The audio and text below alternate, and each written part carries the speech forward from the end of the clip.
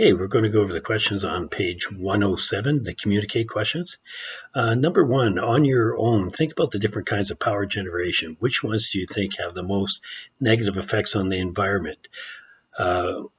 Which one has the most positive effects? If you could choose where you get your electricity from, which source would you use? Why?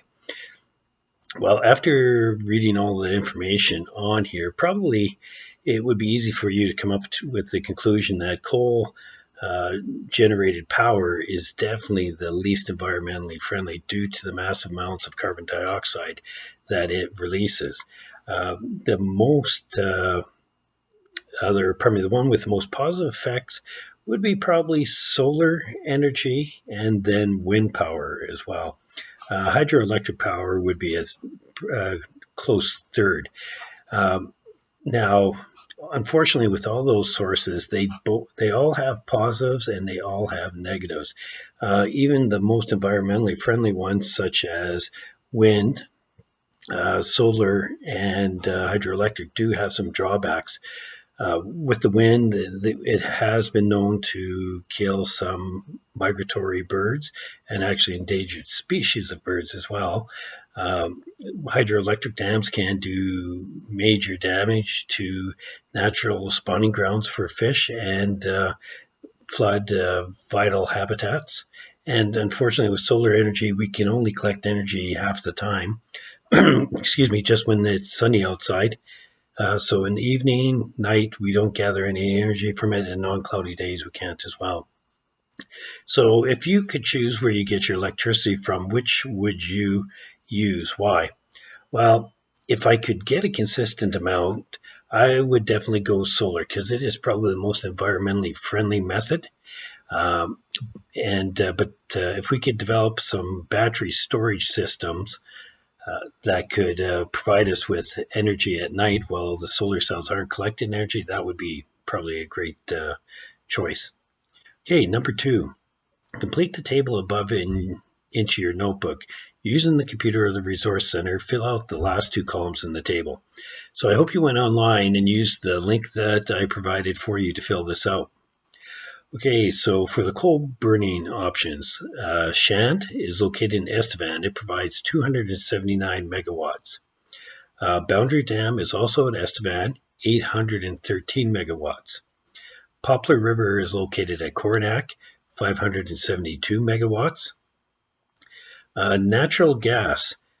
We only have one listed here, but there's quite a few more that have been built in Saskatchewan. I know there's one by North Battleford right now and one currently in development at Moose Jaw.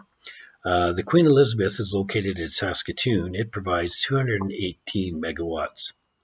Hydroelectric, Saskatchewan River Systems, Coteau Creek is located at Elbow. That produces 186 megawatts. Nipawin System is located at Nipawin. It provides 255 megawatts. And the E.B. Campbell facility is also at Nipawin. It produces 288 megawatts. Island Falls is located on the Manitoba-Saskatchewan border. It provides 101 megawatts. The Athabasca Water Systems, Waterloo, Wellington, and Charlotte are all located at Uranium City.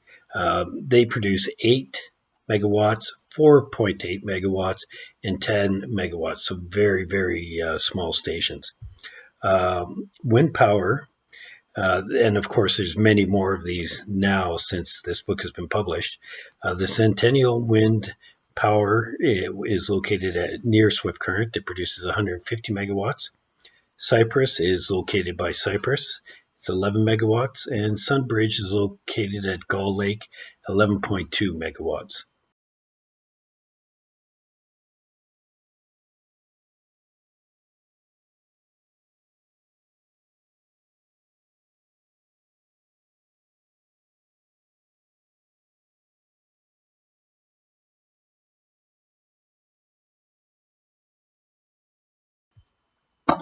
Okay, question number 3. Take a closer look at the power stations in Saskatchewan. Research more information about one of these stations. Report your findings to the class. If you haven't done this yet, if you go to SAS Power's website, I'm just going to click on it right now so I get the right link. If you click on the Our Power Future tab, it gives you a listing of numerous projects that are currently being done by SAS Power.